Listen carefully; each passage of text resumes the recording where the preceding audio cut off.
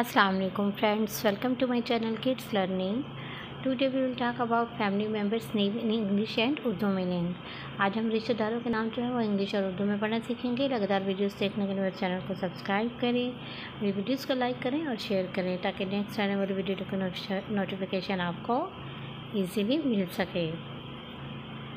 माँ को इंग्लिश में मदर कहा जाता है और बाप को इंग्लिश में फादर कहा जाता है.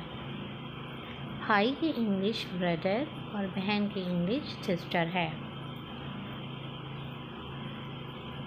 बेटा सन एंड बेटी को इंग्लिश में डॉटर कहा जाता है.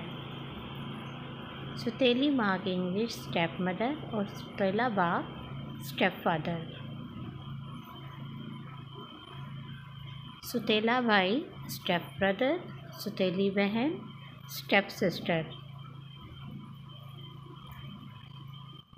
छोटा भाई यंगर ब्रदर और बड़े भाई को एल्डर ब्रदर कहा जाता है. खावन हस्बैंड और बीवी को वाइफ कहा जाता है.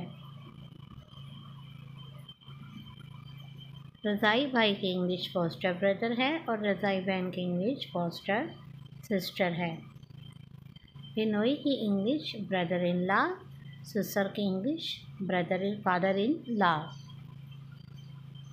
सास की इंग्लिश मदर इन लॉ और बहू को इंग्लिश में डॉटर इन लॉ कहा जाता है.